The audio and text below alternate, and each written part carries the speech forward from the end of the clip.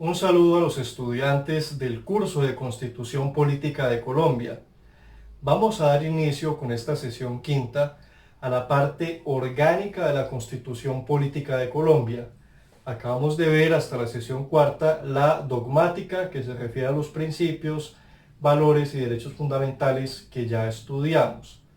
Muy bien, para agotar esta cuestión, simplemente vamos a examinar lo referente a los habitantes y al territorio en un primer momento, y después sí entraremos de lleno a esa parte orgánica con el estudio de la estructura general del Estado colombiano y profundizaremos en la primera rama del poder público, que es la legislativa. Muy bien, dicho esto, como les comentaba, vamos a finalizar la parte dogmática con el estudio de los habitantes. En Colombia se reconocen dos clases de habitantes: los nacionales y los extranjeros. Los nacionales pueden ser por nacimiento, esto es, sea porque se haya nacido en el suelo colombiano o porque se tenga alguna de dos condiciones, y es que se haya nacido en el extranjero hijo de padres colombianos, o que los padres, uno o ambos padres, sea nacional colombiano.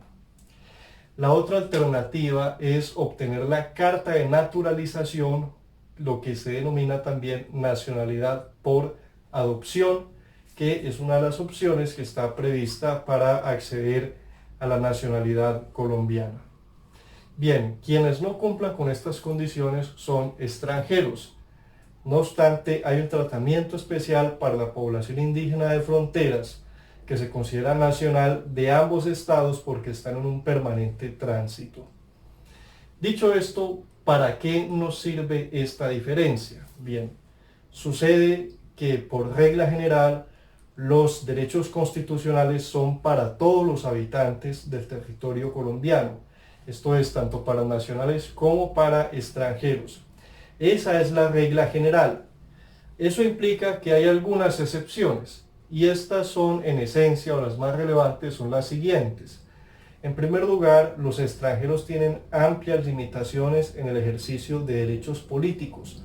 Solamente pueden votar por alcaldes y no se pueden postular ellos mismos a un cargo de elección popular. Tampoco pueden financiar campañas, que es uno de los puntos que se está debatiendo en una de las investigaciones que se lleva por materia de posibles delitos o irregularidades de carácter electoral frente a la campaña del 2018, la campaña presidencial.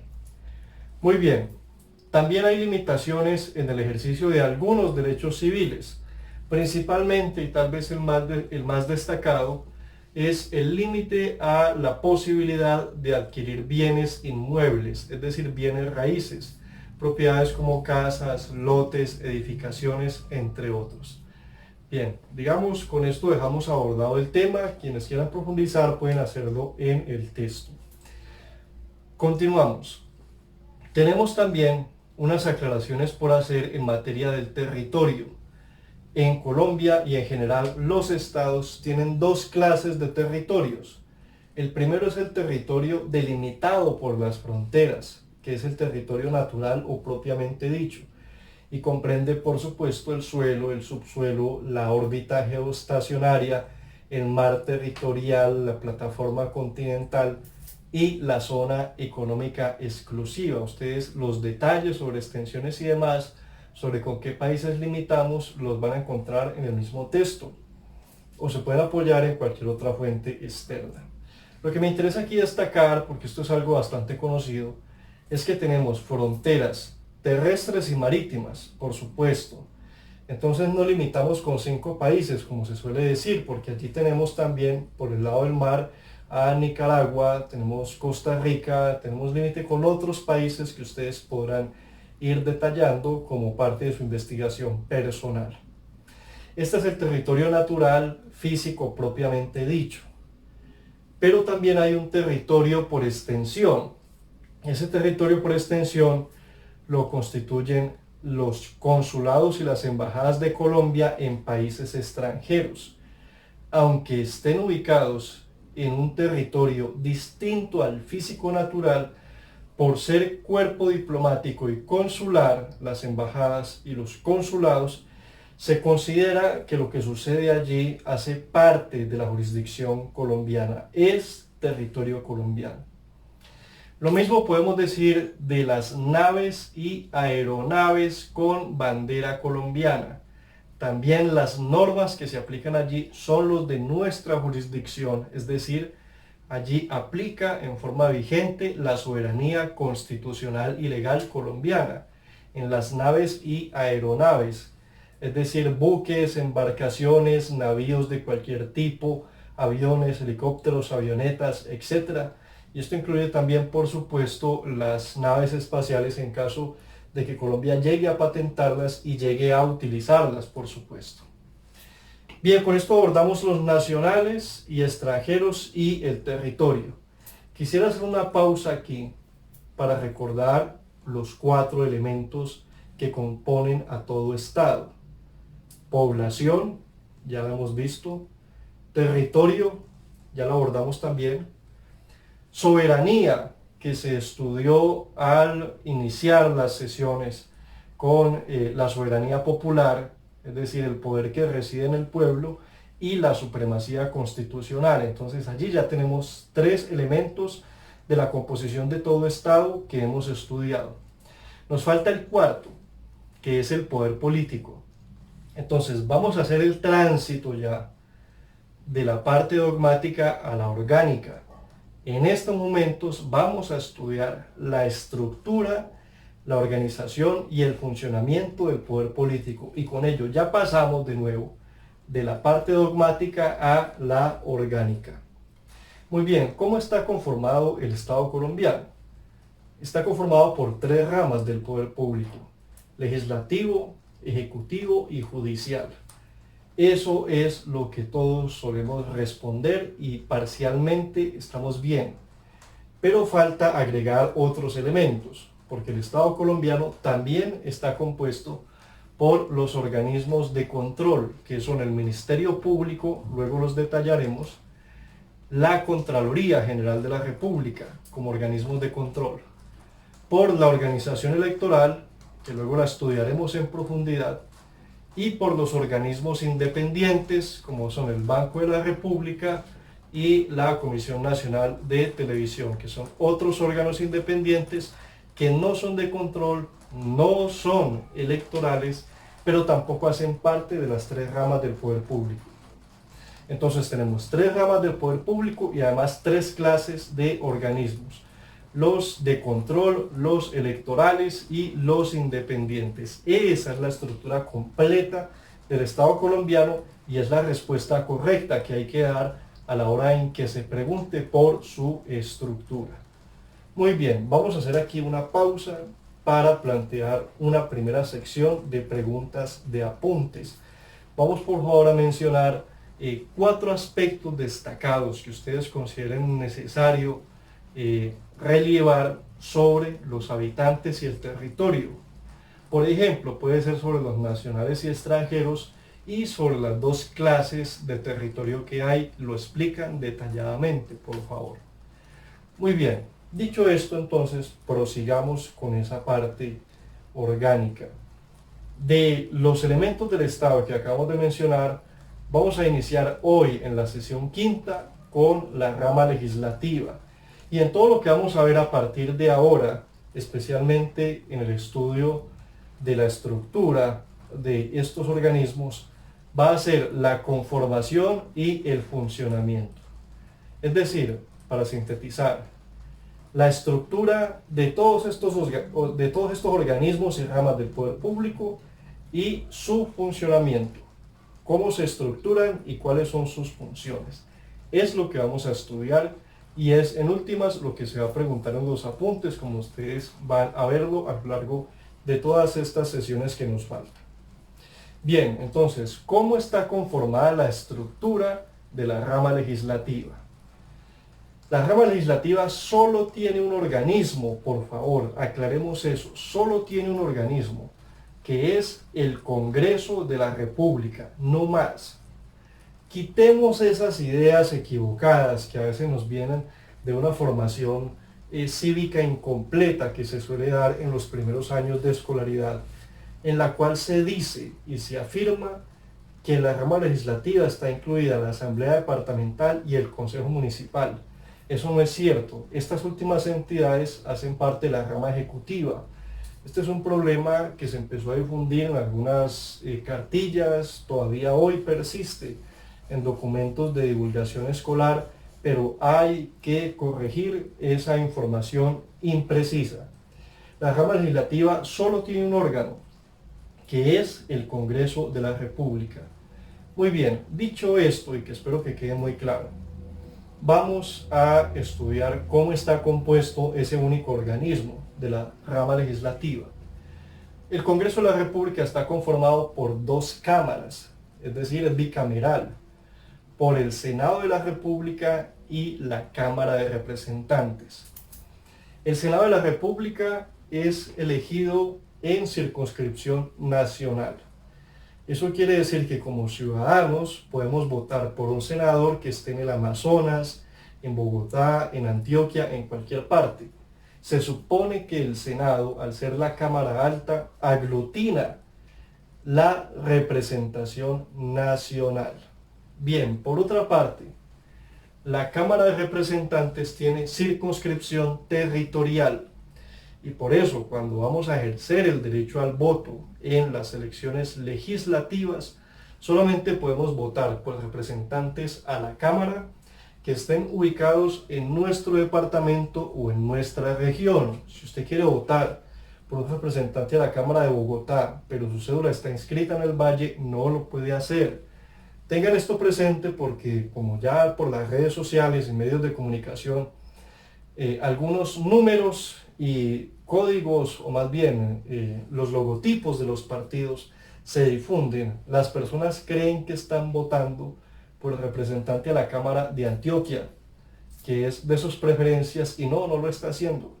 Está votando por otro líder político que está ubicado en su región y puede que al momento de votar no lo sepa. Entonces hay que distinguir. En materia del Senado usted puede votar tranquilamente, porque en el Senado se vota a nivel nacional. La Cámara de Representantes tiene representación regional o tiene circunscripción regional, que se supone que eso pretende generar un equilibrio en el orden de que el Senado tenga esa representatividad nacional y que sea la Cámara, propiamente la Cámara de Representantes, la que lleve la vocería de las necesidades de los departamentos y de las regiones. Bueno, algo que no siempre se cumple, aunque algunas bancadas regionales lo hacen mejor que otras. Bien, aclarado esto, vamos a decir que hay unas circunscripciones especiales dentro del Senado y la Cámara. Voy a mencionar las que están en la base constitucional permanente. Esas son las circunscripciones especiales de carácter étnico a favor de los indígenas y afrodescendientes, que tienen unos cupos especiales tanto en el Senado como en la Cámara.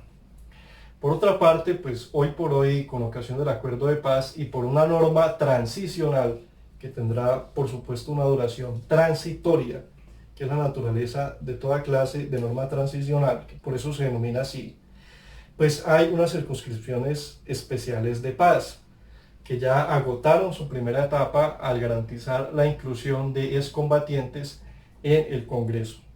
Ya en la próxima elección tendrán que someterse igualmente a las normas de ascenso o más bien de obtención de curules que se hace cumpliendo con el quórum.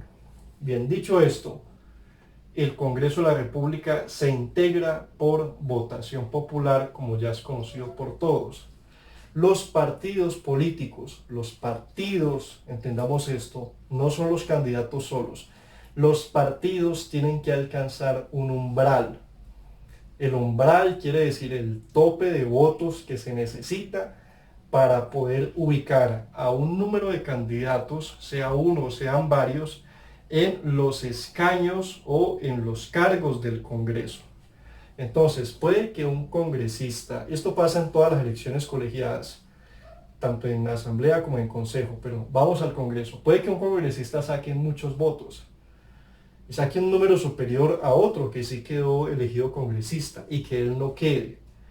Es decir, el congresista Juan sacó, vamos a dar números bajitos para tener una representación.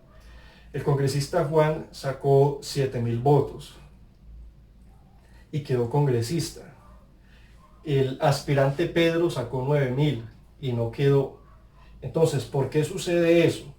Es porque el partido es el que debe superar el umbral para poder ubicar candidatos en esos escaños. Entonces, puede ser que el partido de Juan haya obtenido suficientes votos para superar el umbral y garantizar al menos una curul. Hay que superar el umbral para alcanzar una figura que se llama la cifra repartidora. Estos son términos técnicos, los dejo para que ustedes profundicen. Esto ya es una materia muy específica de derecho electoral, pero simplemente es una aclaración. Primero es el partido el que tiene que superar el umbral, y cuando ya alcance por lo menos a consolidar un cupo, es cuando ya se puede estudiar cuál fue el candidato más votado y que entraría a ocupar esa curul.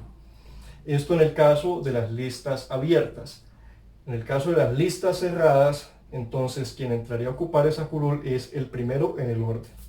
Bien, dicho esto, por supuesto, también hay que explicar que hay listas abiertas y listas cerradas. En las listas abiertas se puede votar por cualquier candidato al Congreso o a la Cámara, al Senado o a la Cámara, por cualquier candidato.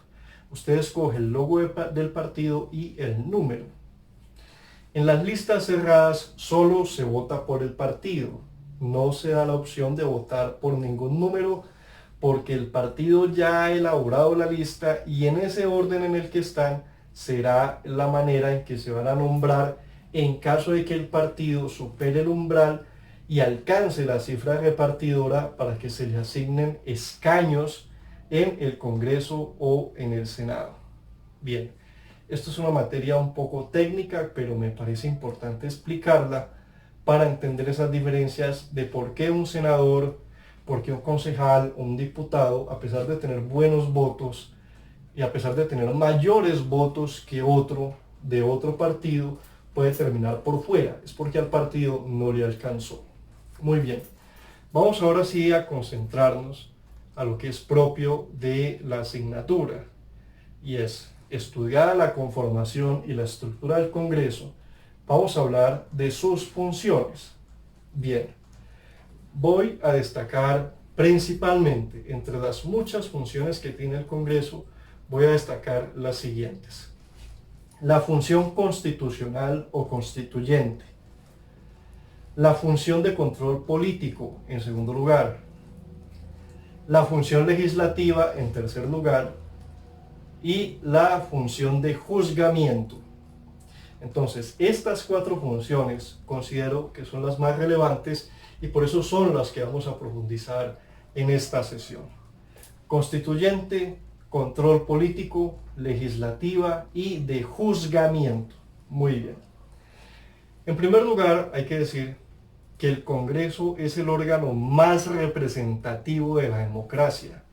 Se supone que el objetivo de establecer un parlamento al modo británico o partiendo de la tradición británica es garantizar que el pueblo tenga representación en el poder. Esa es la función central del Congreso, ser la segunda voz del soberano constituyente, al menos en una democracia constitucional popular como la nuestra, que considera que el pueblo es el soberano. Entonces, el Congreso, en estricto sentido, el Congreso es la representación popular de la sociedad con sus diversas agremiaciones, sus diversos sectores ideológicos plurales, entre otros. Es el contrapeso, el Parlamento es el contrapeso del monarca en la tradición inglesa. En nuestra tradición democrática republicana, el Congreso tendría que ser el contrapeso al poder ejecutivo, es decir, al poder del presidente, y por eso tiene la delicada función de hacer las leyes y sobre todo, en este caso, la función constitucional de establecer las reformas a la constitución política. Decimos que el pueblo es el constituyente primario. Muy bien, el Congreso de la República es el constituyente secundario. El Congreso de la República es el constituyente secundario o derivado. Tiene esa muy importante función. Es quien recibe la potestad de efectuar cambios en la constitución política a través de una figura que se conoce como acto legislativo.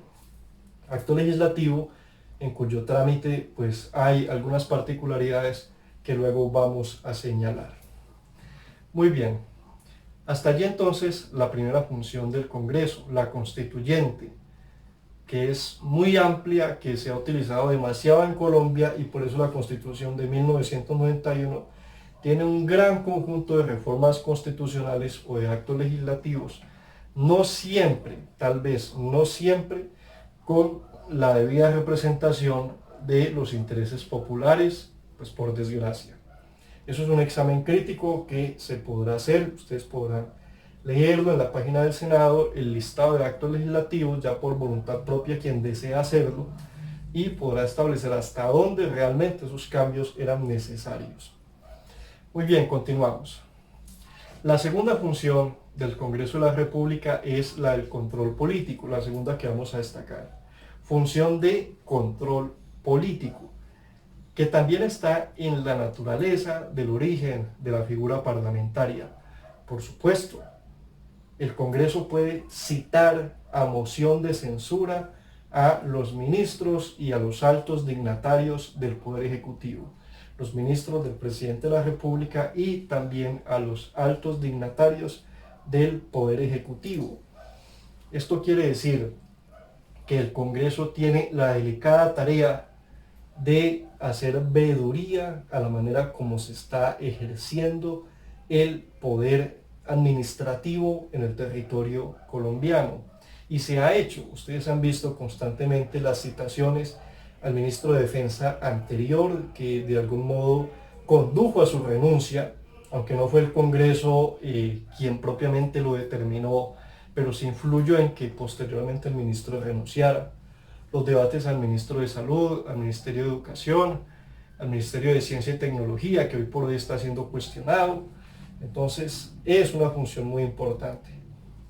Si la moción de censura se aprueba, la consecuencia inmediata es el retiro del cargo. Por eso es una función tan delicada que se podría ejercer mejor, seguramente. Es una crítica que ustedes ya podrán formular haciendo uso de los foros, por ejemplo. Muy bien, la tercera función del Congreso, voy a explicar primero la función judicial. El Congreso de la República también tiene la función judicial, es decir, la de juzgar a altos dignatarios, ya no solo del Poder Ejecutivo, sino también del Poder Judicial. En el Congreso también se puede llevar a cabo juicios en la comisión de acusaciones en contra de magistrados de las altas cortes y también la pérdida de investidura de funcionarios del Poder Ejecutivo para que posteriormente se proceda a su juzgamiento. En Colombia ha sido famoso el caso de Ernesto Samper, que estuvo sometido a un proceso de pérdida de investidura por el proceso 8000. Hay por allí algunos archivos en video que les sugiero buscarlos para que usted los investigue. En el caso un poco bochornoso del congresista Heine Mogollón, que conllevó a que se validara el argumento de Ernesto Samper referente a que todo lo sucedido en la financiación fue a sus espaldas, lo cual se convirtió en una especie de argumento plausible de defensa para los demás presidentes en adelante. El famoso "me acabo de enterar" de Juan Manuel Santos o de "traicionaron mi confianza" de Álvaro Uribe Vélez. Entonces, en general, digamos, a partir de ese momento se validó de manera muy fácil la forma de defensa de los presidentes de la República a partir de ese pésimo precedente de Heine Mogollón, que era quien tenía a cargo esa investigación en contra del expresidente Samper, Ernesto Samper. Bien, continuamos. Me quiero concentrar ahora sí en la función más natural y habitual del Congreso, que es la función legislativa. En esencia, si a uno le preguntasen cuál es el fin o el objeto de la rama legislativa, pues es el de hacer las leyes. En ese orden, decimos que el Congreso tiene la delicada facultad de disponer los mandatos de carácter general y abstracto en nombre del pueblo colombiano sobre los diferentes aspectos de la vida de los colombianos. En el Congreso es donde se dictan las normas penales, es decir, las normas sobre política criminal, sobre la persecución y juzgamiento de los delitos. Y por lo tanto, cuando a una persona la dejan en libertad por vencimiento de términos, no es porque las autoridades judiciales quieran, es porque los congresistas en su sabiduría lo legislaron así. Eso hay que entenderlo. Las normas en materia de impuestos, ¿de dónde vienen? Del Congreso. Del Congreso. Las normas en materia civil, comercial, en materia laboral, las leyes, ¿de dónde proceden? Del Congreso de la República.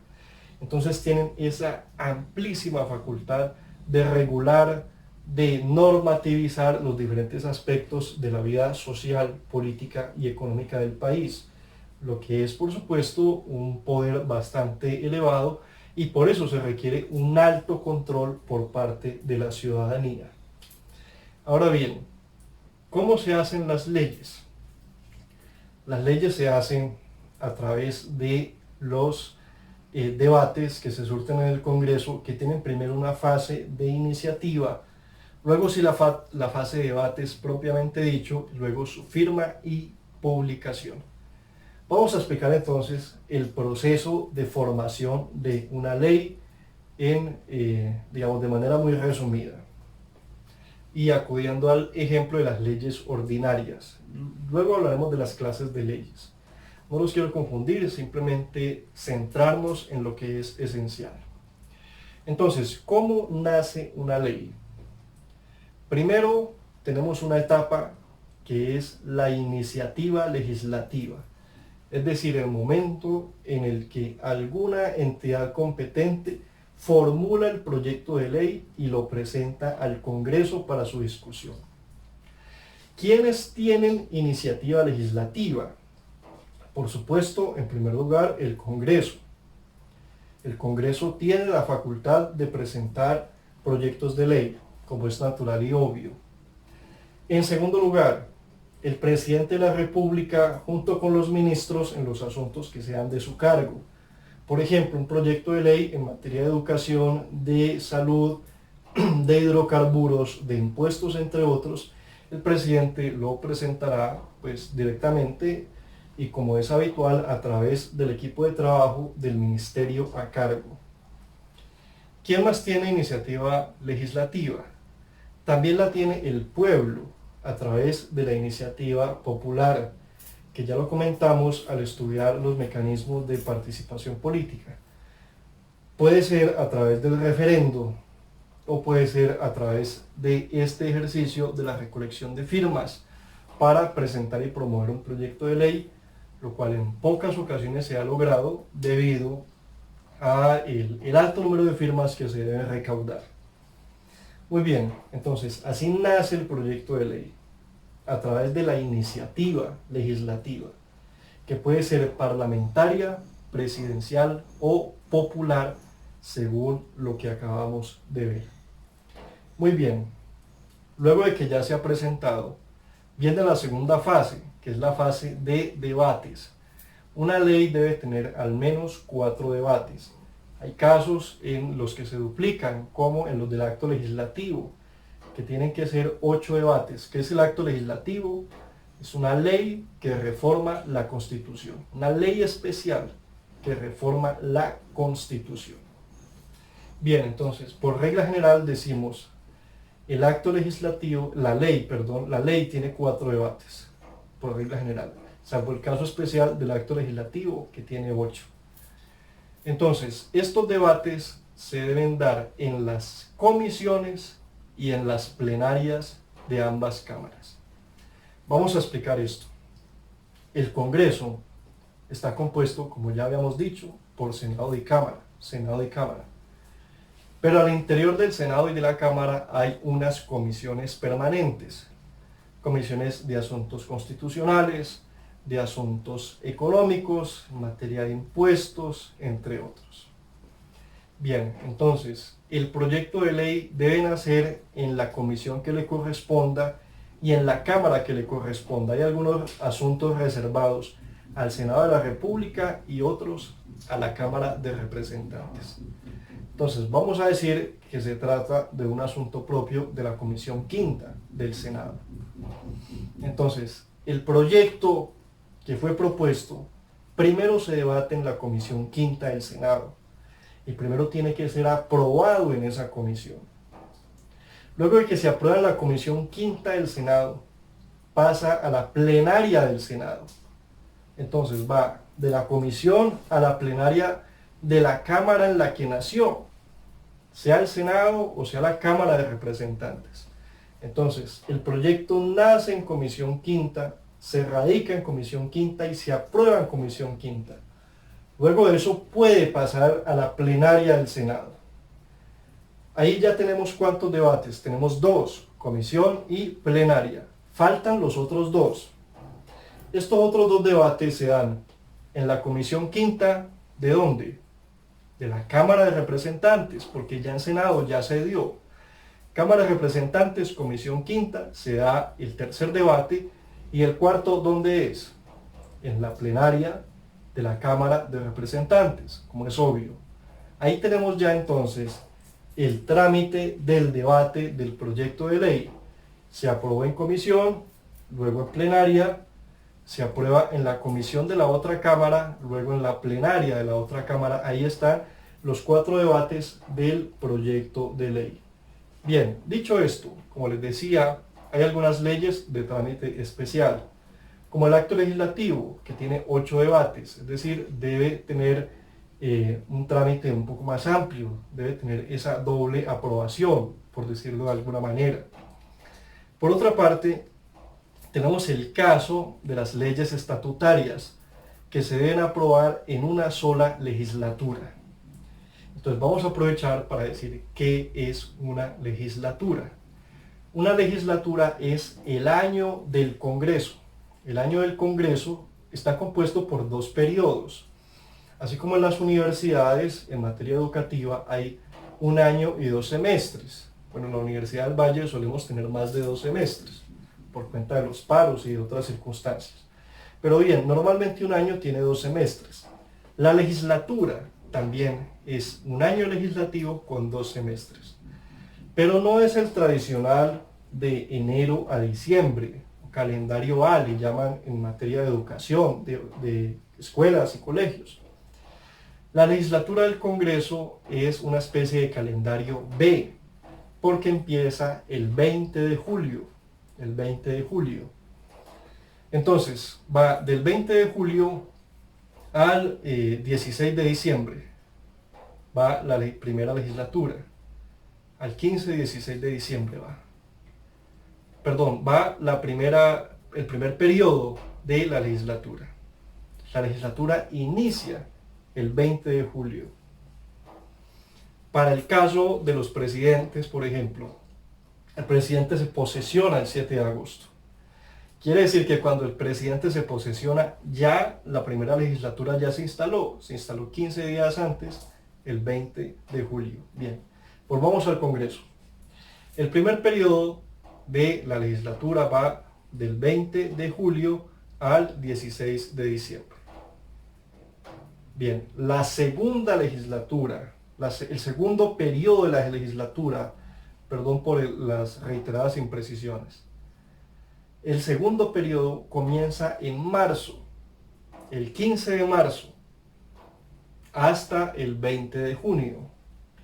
Quiere decir que hay unas vacaciones amplias del Congreso que empiezan a partir de ese 16 de diciembre y se extienden hasta el 14 de marzo, que es un descanso que se ha considerado oportuno para que los congresistas puedan recopilar las necesidades de sus regiones, puedan hacer sus viajes y demás, la exploración, entre otros.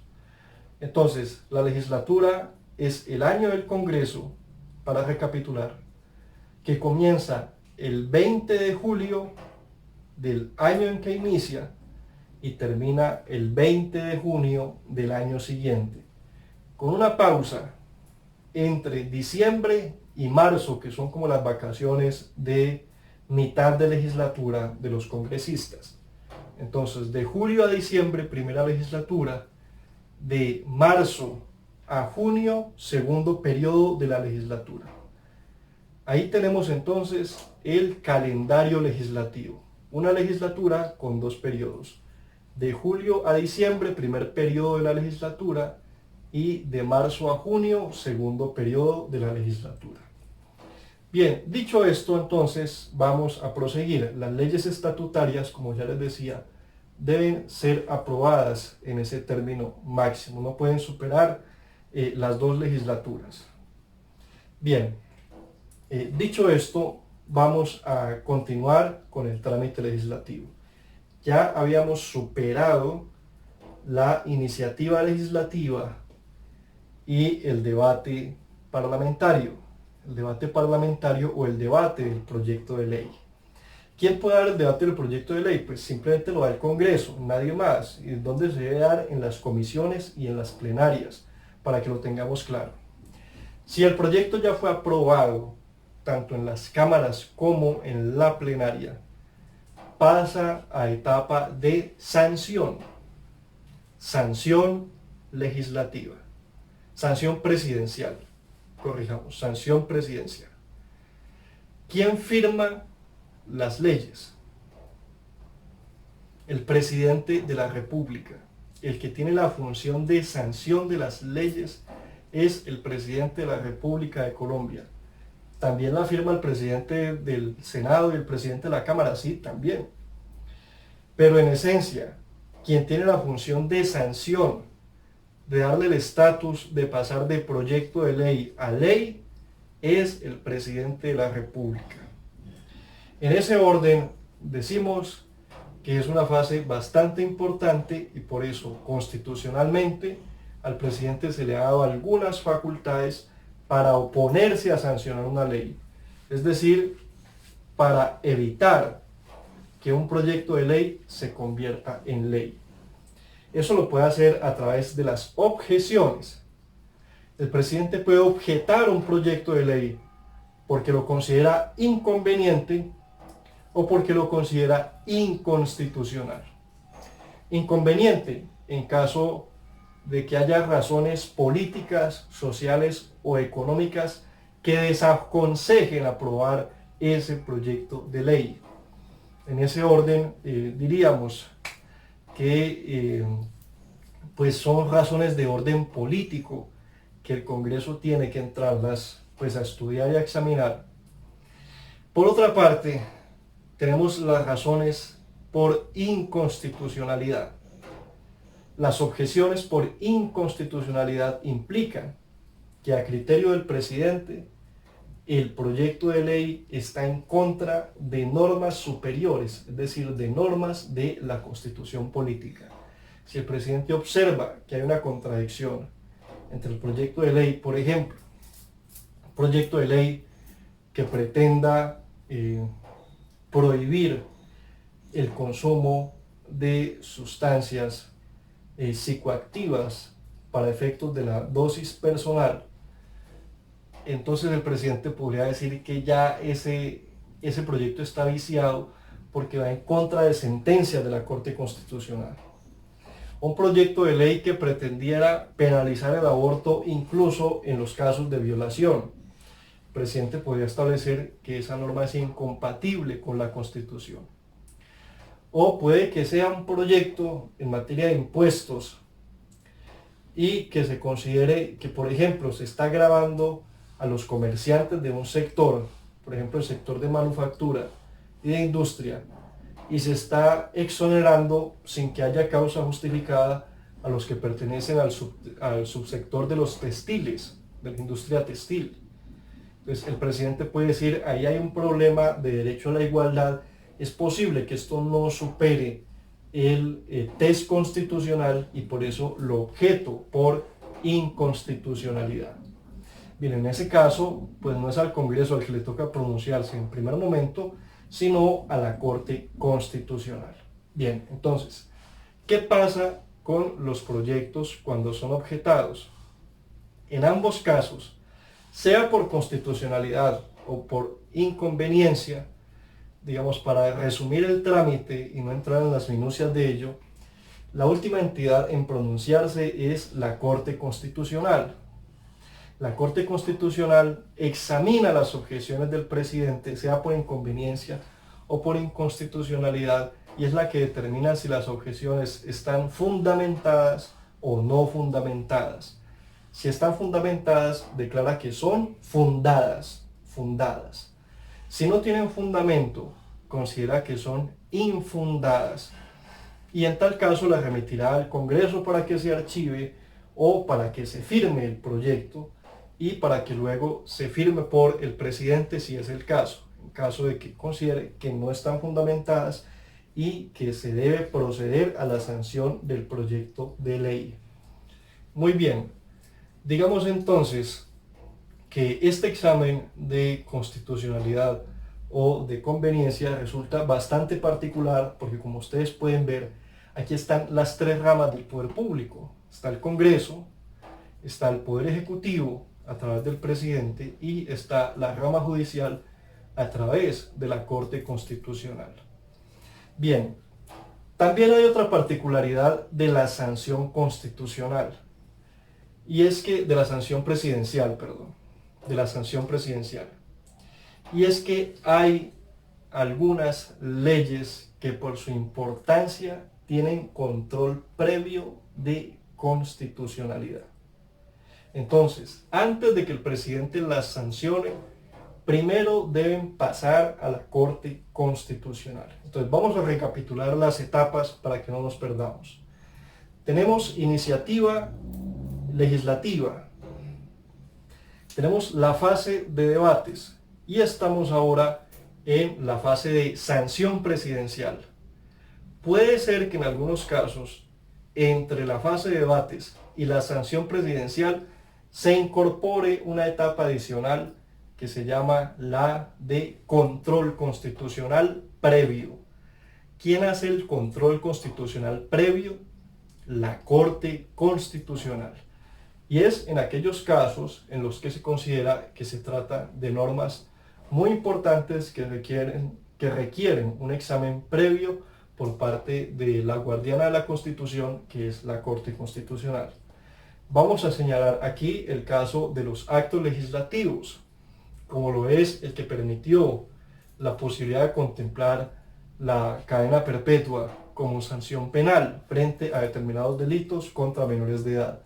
Ese acto legislativo tiene control previo por parte de la Constitución. Lo mismo sucede con las leyes estatutarias. ¿Qué son leyes estatutarias?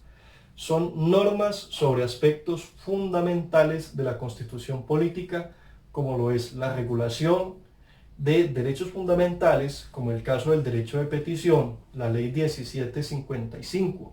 Es una ley estatutaria que vino a reemplazar una normatividad que se incorporó en una ley ordinaria en el Código Contencioso Administrativo, la Ley 1437-2011. La Corte determinó que esa regulación del derecho de petición no se podía hacer en esa ley ordinaria del 2011, que tenía que haber una norma de tipo estatutario. ¿Por qué? Porque se regulaba el ejercicio de un derecho fundamental. También las normas estatutarias se ocupan de aspectos esenciales del Estado colombiano. La Ley de Administración de Justicia, por ejemplo, la Ley 270 de 1997 de 1996, es una ley de carácter estatutario. Bien, entonces esas leyes estatutarias y esos actos legislativos, como tocan aspectos sensibles de la Constitución, y en el caso del acto legislativo pues aún más porque implican su modificación, su reforma, implican que se requiere un estudio previo por parte de la Corte Constitucional, y luego de ello sí se puede pasar a la sanción presidencial, es decir, a la firma por parte del presidente de la República del proyecto de ley, que al momento en que se firma ya deja de ser proyecto y pasa a ser ley como tal. pasa a ser ya una ley de la República con la firma del presidente. Bien, aclaremos esto: si el presidente se niega a firmar un proyecto, a pesar de que ya hay dictamen positivo de la Corte, el presidente del Senado lo puede hacer a nombre de él. Es un caso de crisis institucional que afortunadamente no se ha presentado. El presidente Santos sí se negó a firmar un proyecto de reforma a la justicia en su momento, que incluso él mismo había presentado a través de su ministro de Justicia en un procedimiento bastante exótico. Pero digamos, eso es un caso para la historia. El Congreso tampoco lo quiso firmar. Fue como un entuerto ahí que se amplió una cantidad de micos que había y que por tanto pues se determinó que lo mejor era archivarlo, y en su momento hubo un consenso entre las ramas del poder público, pero es un caso bastante atípico, es decir, no ha vuelto a tener ocurrencia, no es habitual que eso pase. Lo normal es que el presidente de la República firme el proyecto de ley, así no esté de acuerdo con él, como sucedió con la ley de la JEP, que es una ley que tiene la connotación de estatutaria de la Justicia Especial para la Paz. El presidente Duque la firmó a pesar de que la objetó y a pesar de que la Corte Constitucional pues no le dio la razón. Aún así el presidente, por respeto a las instituciones, decidió firmar, que ha sido la tradición en Colombia. Bien, pero digamos que en caso de que no sucediera, el presidente del Senado puede hacerlo a nombre del presidente y eso sería totalmente válido. Muy bien, entonces vamos a recapitular: iniciativa legislativa, debate legislativo, sanción presidencial. Ahí tenemos las tres fases que hemos estudiado hasta ahora. Sigue la fase cuarta, la última, que es publicación y vigencia. Todas las leyes se tienen que publicar en el diario oficial. El diario oficial es el medio de comunicación por el cual se anuncian documentos institucionales de alta importancia. Actualmente se encuentra también en internet, ustedes lo pueden buscar el diario oficial a modo de consulta, simplemente por curiosidad. Entonces, toda ley se tiene que publicar allí en el diario oficial como condición de su vigencia. Si no se publica, no puede empezar a ser vigente la ley. Es condición de vigencia. Toda ley se tiene que publicar, sea de cualquier tipo que sea. Mientras no haya publicación en el diario oficial, por ejemplo, una norma que impone una multa o que prohíbe una conducta, digamos, en el caso de que se prohíba la circulación de vehículos de tracción animal, y sale la noticia hoy, el Congreso aprueba, el presidente firma ley que prohíbe el tránsito de vehículos de tracción animal. Al señor carretillero no lo pueden detener porque ya salió en las noticias. No, al señor carretillero lo tienen que detener en el momento en que ya la ley tenga vigencia. Y como mínimo, para que eso suceda, tiene que haberse publicado en el diario oficial. Normalmente en todas las leyes, en el artículo final, en una parte final, siempre dice: esta ley rige a partir de su publicación o de su promulgación en el diario oficial. Entonces, esa es la condición general. Puede que haya leyes que posterguen su inicio. Eso suele suceder en materia tributaria, o de permisos, o de concesiones, o en materia pensional y laboral. Puede decir: esta norma rige a partir del año 2021, 2022. O que diga concretamente a partir de qué fecha, a partir del 27 de julio de 2023, por dar algún ejemplo. Entonces, o puede dar algún plazo, 6 meses a partir de su publicación en el diario oficial.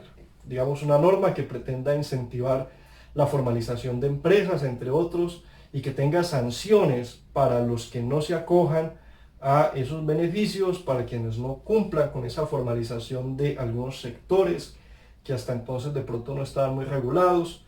Pensemos en el caso, en el ejemplo de los mineros artesanales, que siempre han tenido esa disputa. Es posible que se establezca un término de 6 meses, mientras las autoridades y los ciudadanos se pueden acoplar a la normatividad. Esto también suele suceder en las normas sobre tránsito, en las prohibiciones para conductores de cualquier clase de vehículos. Normalmente se da un espacio de pedagogía y los comparendos pedagógicos, ustedes lo han escuchado, y luego sí ya entra en vigencia como tal las sanciones que se han dispuesto en ese mismo cuerpo normativo. En la ley también se puede determinar que una parte entra en vigencia ya desde la promulgación y otra lo haga en periodos distintos, 6 meses, 1 año, 2 meses. El Congreso no tiene límites para eso. Eso hace parte de la libertad de configuración legislativa, o sea, de la amplia capacidad de acción que tienen los congresistas. Bien, dicho esto, pues se ha abordado lo más relevante en torno a la rama legislativa. Quisiera entonces que ya por iniciativa propia ustedes sí profundizaran en los tipos de leyes que están señaladas en el texto: actos legislativos, leyes estatutarias, leyes macro, leyes ordinarias. Al menos con esa tipología me parece que sería importante que hiciéramos alguna profundización. Aquí destaqué pues, las que suelo mencionar con mayor profundidad, que son el acto legislativo y la ley estatutaria. Muy bien, vamos entonces con los apuntes. Por favor, para sus apuntes, quiero que me mencionen la estructura de la rama legislativa, la estructura del Congreso, como se ve aquí, es decir, simplemente basta con señalar ambas cámaras. Quiero que me mencionen, por favor, las jurisdicciones, o más bien, las circunscripciones especiales, cómo están conformadas, es decir, cuántas curules hay para afrodescendientes e indígenas en el Senado y en la Cámara. Vamos a responder también en los apuntes cuáles son las funciones principales del Congreso, las que señalamos aquí, mencionamos 4. Bien, vamos a decir también, por favor, en qué consiste cada una de esas funciones. Es decir, además de mencionarlas, las vamos a explicar. Por último, vamos a mencionar las generalidades del del trámite de un proyecto de ley. Las generalidades, es decir, mencionemos las fases que hemos comentado, y de cada fase vamos a destacar aspectos más importantes que ustedes consideren que se van a tener en cuenta sobre el trámite de una ley. Finalmente, si esta sí es una última pregunta, por favor vamos a adicionarla allí. Vamos a mencionar cuáles son las particularidades del acto legislativo y de la ley estatutaria, tanto con lo que se dijo en el video como con lo que está en el texto guía de nuestra clase. Bien, es todo. Muchas gracias. Muy amables.